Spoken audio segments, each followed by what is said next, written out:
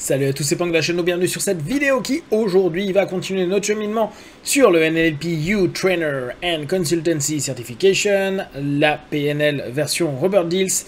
Et en l'occurrence, on se trouve à la session 7 où je trouve qu'à la session 7, clairement, il y a du temps à passer sur des éléments théoriques parce qu'il y a beaucoup de choses intéressantes. Pas toujours hyper applicable. Aujourd'hui, pareil, dans l'atelier que j'ai pu faire, on a fait un travail, et là je dédicace ça à Fred et à Thomas qui étaient avec moi chez Grindr pour le PNL New Code. On a bossé tous les niveaux perceptifs avec la première position, deuxième position, troisième position. Donc en gros, quand vous avez une problématique ou un travail que vous voulez mettre en place, vous mettez dans un état, vous êtes en position 1, c'est-à-dire votre niveau perceptif. Vous pouvez vous mettre à la place de la personne qui est en face de vous ou avec les personnes avec qui vous communiquez. Vous pouvez voir au niveau macro la perception numéro 3 qui serait la dynamique. Et la niveau 4, je vous avais fait une petite vidéo là-dessus, serait l'ensemble du système qui est influencé par ce qui est en train de se passer au niveau 3. Voilà, globalement. Mais là, on est allé qu'au niveau 3. Et toujours dans la même chose, avec cette sémantique, quelle est ta mission et qu'est-ce que tu vas apporter aux gens quand tu vas former, etc. etc.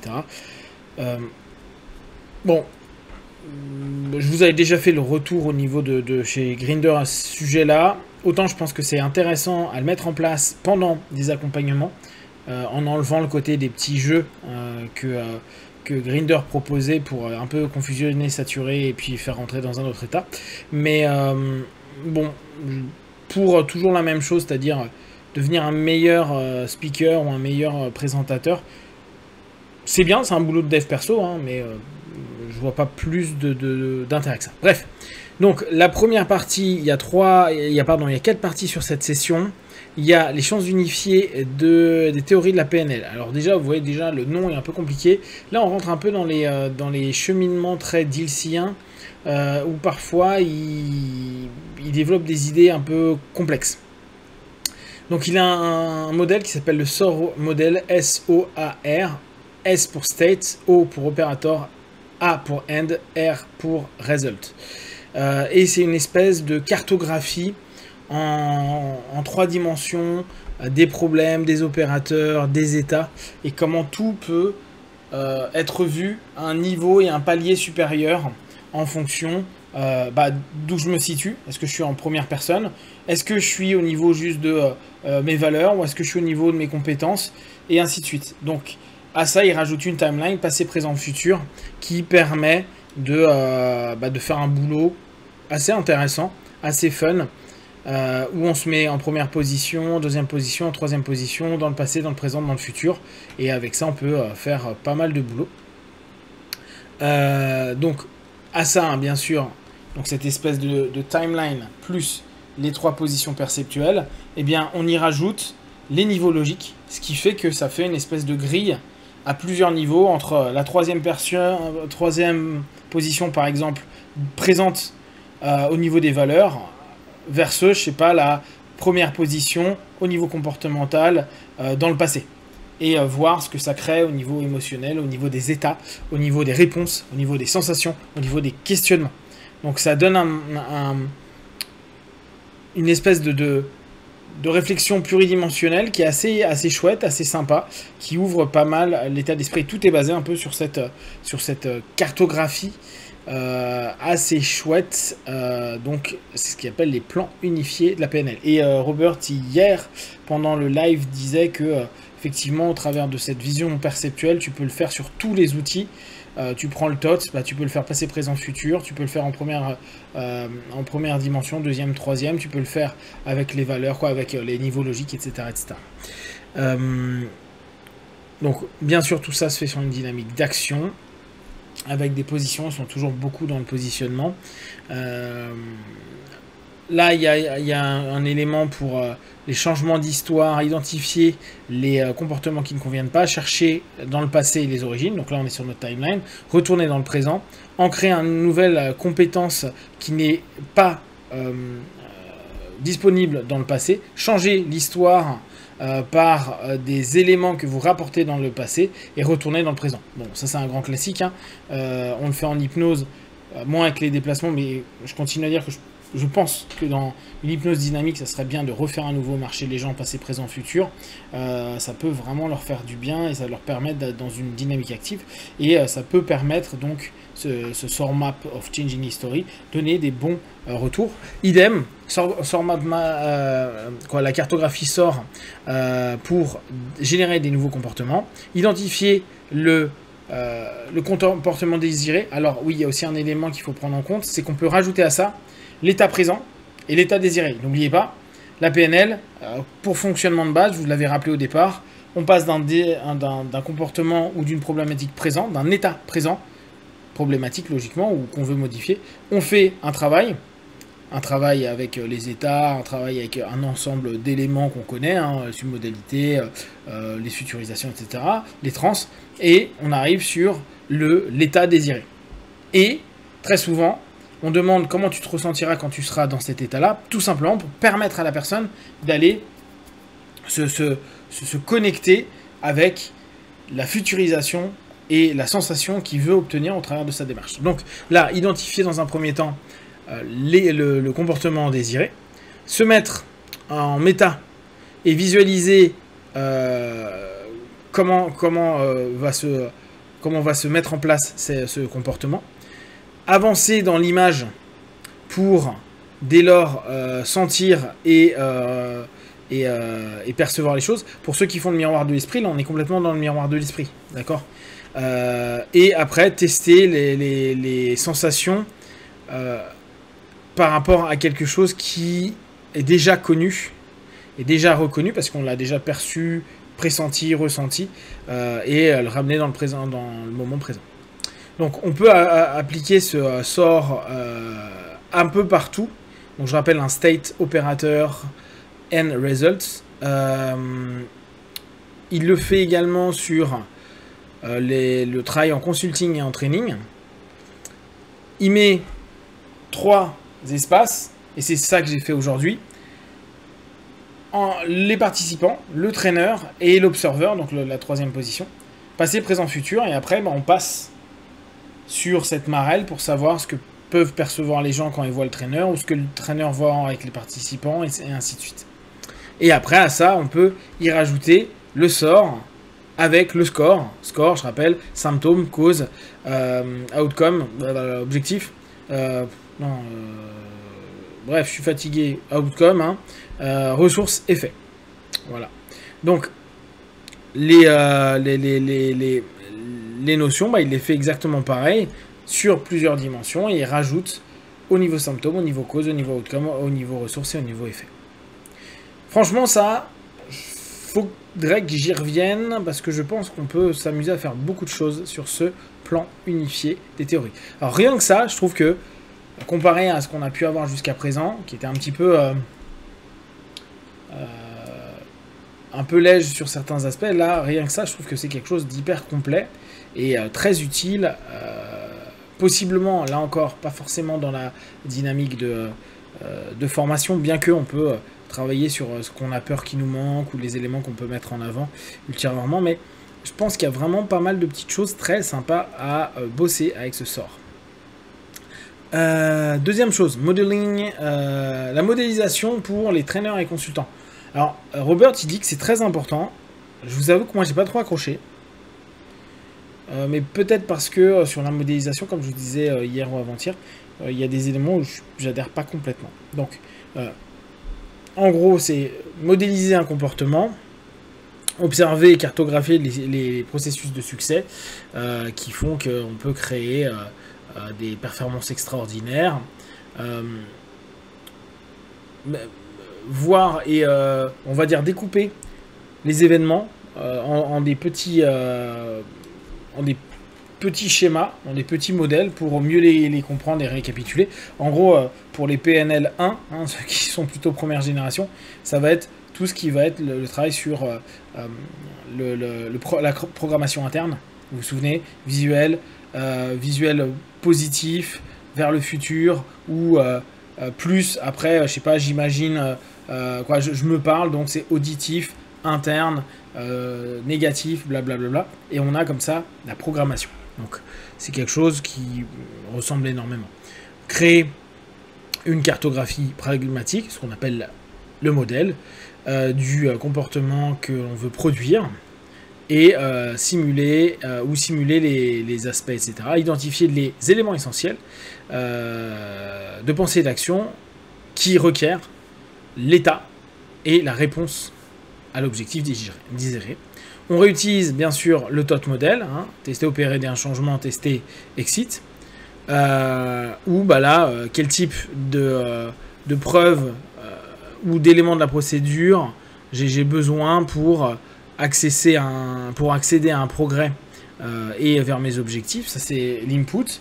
Donc il y a les goals, il y a les objectifs et les preuves que j'ai besoin de me mettre en place dans mes tests. Je vais faire un ensemble d'éléments. Quel type d'input je peux encore rajouter? Je vais commencer à faire des actions et des réponses pour trouver des solutions aux problèmes, et je retournerai en exit après. Bon, là on est sur du TOT basique, hein. Il y a du TOT de modélisation des questions. Qu'est-ce qui va permettre de se retrouver dans une performance de succès? Quel est l'objectif de ces actions guidées dans le contexte, etc., etc. En gros, on va avoir un ensemble de questions qui peut nous permettre d'être en phase. Rappelons, au niveau des objectifs et des preuves qu'on doit mettre en place pendant les tests, ça permet de conceptualiser, d'analyser et d'observer. Et les actions, ça permet de suivre une procédure, de manager les relations avec les gens, etc., etc. Il y a tout un ensemble de compétences qui mettent en avant avec les tests, donc avec le TOT, hein, la conceptualisation, l'analyse et l'observation. C'est ce qu'on a vu précédemment. La conceptualisation, c'est l'habilité de conceptualiser et de faire rentrer les éléments dans un cadre plus important. Analyser, c'est l'habilité de casser, de déstructurer des choses en pièces pour les catégoriser. Et observer, c'est l'habilité de trouver des informations importantes en temps réel. Les compétences pour les opérations, donc vous avez vu un test opération, on est vraiment sur le TOT, en gros comme si on était en train de vous dire, quand vous parlez de TOT, il vous faut des compétences. Et les compétences, donc pour l'opération, c'est suivre les procédures, interagir avec les autres et manager les relations. Et après à ça, il rajoute les niveaux de modélisation, mais donc il reprend les niveaux logiques pour travailler là-dessus. De tout ça, en fait, il montre une espèce de boulot que lui il a fait pour développer un modèle de sécurité sociale avec un ensemble d'éléments, d'expertise, etc. Ce qui fait des petits tableaux et des schémas assez sympas.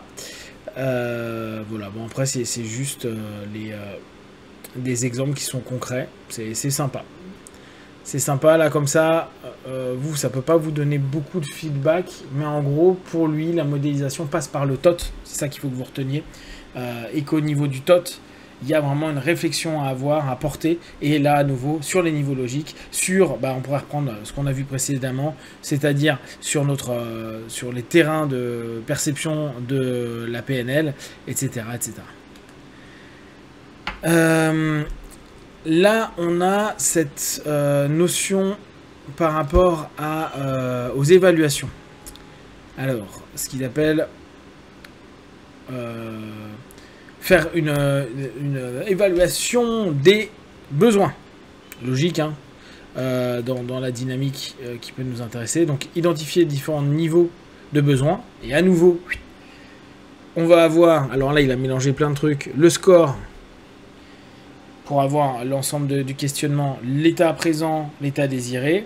Et au milieu, pour se poser l'ensemble des besoins, les niveaux logiques. Il y a plusieurs dimensions pour fonctionner à ce niveau-là, et on peut réutiliser également le TOT. Quels sont les besoins basiques? On revient à ce qu'on disait tout à l'heure au niveau du TOT, hein. des compétences conceptuelles, des compétences analytiques, des compétences d'observation, des compétences de procédure, des compétences interactives et des compétences relationnelles. C'est ce qu'on a vu dit un peu différemment tout à l'heure. Donc après, il faut faire une liste des besoins et on les évalue. Et après, bon, il remet en avant ce qu'il a fait. Il a fait un truc assez sympa où il a gradé où est-ce qu'il en était au niveau de l'engagement, où il en était au niveau de l'efficacité, de l'expertise, etc. pour voir comment ils atteignent plus ou moins leurs objectifs ou d'où ils partent via le present state. Et après, au fur et à mesure, au travers des actions, donc du TOT, hein, arriver sur le desired state et on voit les différences qu'il note et comment il le perçoit, reçoit, etc. En gros, il fait une gradation. C'est assez intéressant. C'est assez... là, ça fait assez pro business. C'est une des premières fois où tu regardes les tableaux qu'il a fait. Ça fait pro business. Le cours est cool là-dessus. Au niveau des notes, il y a des choses assez intéressantes. Où on a des questionnements sur, par exemple, les compétences conceptuelles. Qu'est-ce que les personnes vont être, par exemple... vont devoir être capables de conceptualiser, les compétences analytiques, dans quelle distinction les personnes doivent-ils être capables de faire par rapport à quoi, pourquoi, l'observation, qu'est-ce qu'on attend que les apprenants observent, et ainsi de suite. Il y a des questionnements qui sont dessus. J'ai trouvé ce matin, j'ai écouté ça avec défoncé à 4h30 du matin, le live qu'a fait Robert. Je me disais, j'étais à l'ouest, hein, je me disais, ah bah là on est dans des trucs concrets, sympas. Alors, très sincèrement, faudra que je revienne sur ces choses-là, que je le réévalue, que j'y repense, que je vois comment ça peut être utilisable, moi, dans ma manière de fonctionner, aussi bien dans le quotidien, et bien sûr dans les entraînements et les formations. Et enfin, le storyboarding du cheminement du training. Alors, à chaque fois que je vois des trucs comme ça, je me dis, ils font plein de trucs sur leur PowerPoint. Moi, je suis encore en train de faire des Word. Ouais, j'ai quitté l'entreprise avant de faire des PowerPoint, ça m'a saoulé. Même au bahut, je faisais pas de PowerPoint, ça me saoulait. Ouais, donc là, on revient en fait... il reprend différents éléments qu'on a déjà vus, le sort et le score, la création du chemin de l'entraînement, on va toujours avec le present state vers le desired state qu'on a envie, les niveaux logiques, et les niveaux logiques en fait c'est la voie qu'on va utiliser. Là, il donne la stratégie d'imagination de Disney. Alors sachez qu'il a, je vous l'ai dit hier, il a beaucoup modélisé les personnes, donc rêver, imaginer ce qui est possible, réaliser, planifier et trouver des goals, des objectifs, critiquer, évaluer les plans en s'accordant aux valeurs clés et voir où sont les problèmes et les liens manquants. L'idée étant constamment d'être dans soit de la focalisation pour être de plus en plus précis, soit au contraire partir en méta pour voir un ensemble de perspectives du plus généraliste au plus précis. En gros, il donne au niveau des chunking, on appelle ça chunking, la phrase, les clauses. Ah oui, mince, c'est pas la même chose. On va dire le texte, les clauses, la phrase, les mots, les syllabes. Ça, c'est chunking down. C'est au fur et à mesure, on est en train de zoomer, on est en train de préciser, on est en train de recadrer vers le bas. Donc au niveau d'un chunking down into action, c'est l'organisation de la conférence, on a le grand truc, puis après on divise en trois, faire le calendrier de comment ça va avancer, les contacts clés des présentateurs, et mettre tout le matériel à disposition. Et dans chacun, dans les trois qu'on a, il prend un sous-ensemble encore. Par exemple, pour le calendrier, soyez clair sur les objectifs, coordonnez les événements, séquencez les activités. Bon. C'est assez classique, hein, dès que vous organisez un petit peu, tout ça, vous le faites assez spontanément. Donc, l'idée est, en gros, dans la voie de l'apprentissage, c'est dire, il y a un topic 1 et un topic 2, donc il y a deux éléments qu'on veut proposer, et puis, on va dire, je sais pas, la communication dans la PNL et l'accompagnement dans la PNL. Donc là, c'est des macros éléments. Et on va aller vers du focus. On va les découper, les recadrer en petits cadres pour aller, par exemple, sur les leçons. Donc, les VAC, la communication, la mise en transe par la communication, et de l'autre côté, l'utilisation des submodalités pour telle ou telle chose. Et on sous-ensemble. Donc, il y a les leçons. Et puis après, il y a les exercices. Ça, c'est le niveau 2. Et donc, au fur et à mesure, on va vers de plus en plus d'éléments précis. Donc après, il y a un petit tableau de comment il voit ça. Il nous met les différents slides pour montrer un petit peu comment les classes sont faites. Et il met des photos sur les gestes qu'ils veulent faire, etc. etc.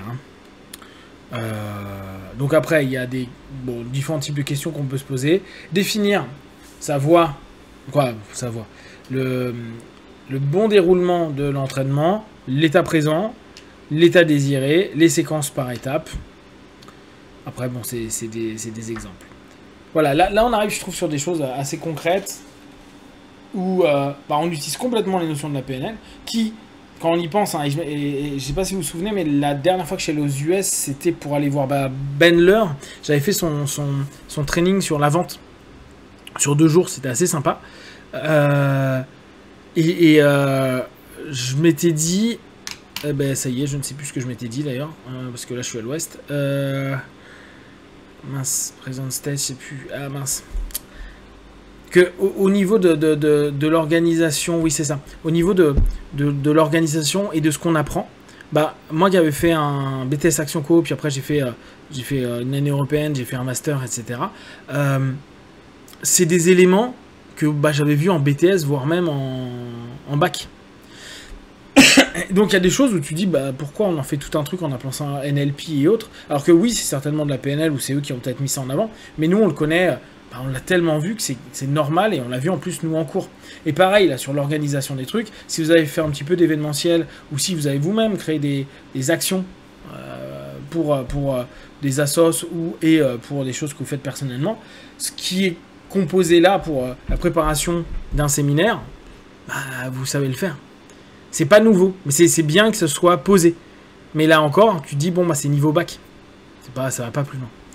Voilà, alors que, et c'est ce que j'ai été revenu de ça un petit peu de la Floride la dernière fois, à me dire, tu payes, je sais plus combien j'avais payé ça, c'était que 2 jours, donc ça allait, mais tu payes quelque chose qui, en fait, t'étudies gratuitement en BTS en France. C'est là où c'est assez amusant. Voilà, si vous avez des questions et des remarques sur tous ces aspects-là, n'hésitez pas à me le demander sur Facebook, YouTube. Je suis en train de vous donner des explications en plus. Comme d'habitude, de tout ce que je propose, ne prenez que ce qui est bon et juste pour vous. Testez, observez, analysez, concluez. Be one, ciao.